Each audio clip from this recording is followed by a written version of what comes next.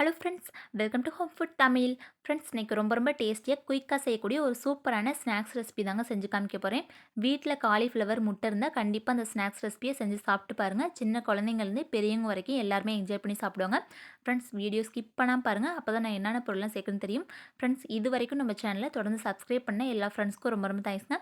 நம்ம சேனலில் புதுசாக பார்க்குறவங்க சப்ஸ்கிரைப் பண்ணிக்கோங்க. இப்போ இந்த டேஸ்டியான ஸ்நாக்ஸ் ரெசிபி பண்ணுறதுக்கு காலிஃப்ளவர் ஒரு 2 காலிஃப்ளவர் பார்த்திங்கன்னா இந்த மாதிரி சின்ன சின்ன பீஸாக கட் பண்ணி எடுத்து வச்சுருக்கேங்க. இந்த காலிஃப்ளவரில் குட்டி குட்டியான பச்சை கலர் புழு வந்து நிறையா இருக்கும். அதனால் நல்லா சூடான தண்ணியில் கொஞ்சமாக மஞ்சத்தூள் போட்டுட்டு இந்த காலிஃப்ளவரை ஒரு 3லேருந்து 4 நிமிஷத்துக்கு அப்படியே வச்சு எடுத்துக்கலாங்க.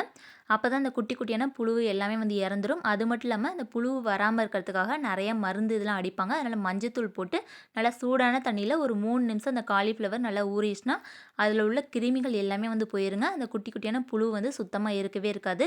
இப்போ 3 நிமிஷம் சூடான தண்ணியில் வந்து இந்த காலிஃப்ளவர் வச்சுட்டு கொஞ்சம் கூட தண்ணி எதுவுமே இல்லாமல் வடிகட்டி இந்த காயெலாம் வந்து வடிகட்டுவோம் பாருங்க, அந்த தட்டில் வந்து எடுத்து வச்சிடலாங்க இந்த காலிஃப்ளவரை. இப்போ ஒரு அகலமான பாத்திரத்தில் இந்தமாதிரி சிக்கன் 65 பவுடர் 50 கிராம் பாக்கெட் நான் 2 பாக்கெட் அளவுக்கு எடுத்துக்கிறேங்க. நீங்கள் ஒரு காலிஃப்ளவரில் செய்ய இருந்தால் ஒரே ஒரு பாக்கெட் வந்து கரெக்டாக இருக்கும். நான் வந்து இன்றைக்கி 2 காலிஃப்ளவரில் வந்து அந்த ஸ்நாக்ஸ் செய்யறதுனால 2 பாக்கெட் அளவுக்கு இந்த சிக்கன் 65 பவுடர் வந்து சேர்த்துக்கிறேங்க.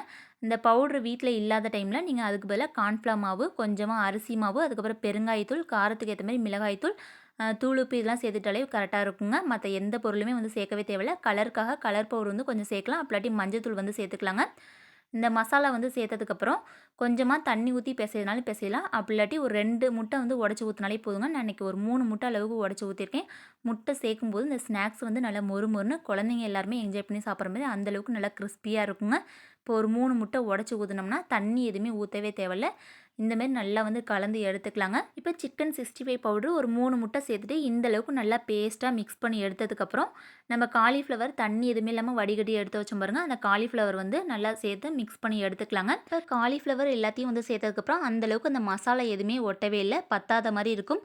10லேருந்து திரும்ப ஒரு பாக்கெட் வந்து பிரித்து கொட்டாமல் வீட்டில் அரிசி மாவு, கார்ன்ஃப்ளவர் மாவு இருந்ததுன்னா 1/4 கப் அளவுக்கு அரிசி மாவும் ஒரு 1/2 கப் அளவுக்கு கார்ன்ஃப்ளவர் மாவு வந்து சேர்த்து நல்லா மிக்ஸ் பண்ணி எடுத்துக்கலாங்க. இந்த மாவு வந்து சேர்க்கும்போது நம்ம எக்ஸ்ட்ரா மாவு சேர்த்துக்கொண்டு உப்பு வந்து கொஞ்சம் கூட போடவே வேணாங்க. ஏன்னா அந்த சிக்கன் 65 பவுடர்லேயே உப்பு, காரம் எல்லாமே அதிகமாக இருக்கும். அந்த முட்டை வந்து உடச்சி ஊற்றின பாருங்கள், அந்த ஈரப்பதத்துலேயே இந்த மாவு வந்து சேர்த்து நல்லா மிக்ஸ் பண்ணி எடுத்துக்கலாங்க. அந்த அரிசி மாவு, கார்ன்ஃப்ளவர் மாவு சேர்க்காம எக்ஸ்ட்ரா ஒரு பாக்கெட் திரும்ப சிக்கன் 65 பவுடர், அதாவது 3 பாக்கெட்டாக சேர்த்திங்கன்னா கண்டிப்பாக அதிகமான அளவில் கையும் வந்து எரியும். குழந்தைங்க பார்த்தீங்கன்னா ஒரு 2லேருந்து 3 பீஸ்க்கு மேலே எடுத்து சாப்பிடவே மாட்டாங்க. அந்த அளவுக்கு நல்லா காரமாக இருக்குங்க. அதனால் 1/4 கப் அளவுக்கு அரிசி மாவு சேர்க்கறதுனால இந்த காலிஃப்ளவர் 65ல கொஞ்சம் கூட அந்த எண்ணெய் பசை வந்து இருக்கவே இருக்காது. 1/4 கப் அளவுக்கு அரிசி மாவுனா அதே கப்பில் 1/2 கப் அளவுக்கு கார்ன்ஃப்ளவர் மாவு சேர்த்துட்டு கொஞ்சம் கூட தண்ணி எதுவுமே சேர்க்காம அந்த முட்டை வந்து உடச்சி ஊற்றின பாருங்க, அந்த ஈரப்பதத்துலேயே நல்லா பிசைஞ்சிட்டு ஒரு மூடி போட்டு மூடிட்டு ஒரு 20 நிமிஷம் நல்லா ஊற வச்சு எடுத்துக்கலாங்க. அப்போ தான் அந்த உப்பு, காரம் எல்லாமே வந்து நல்லா இறங்கியிருக்கும்.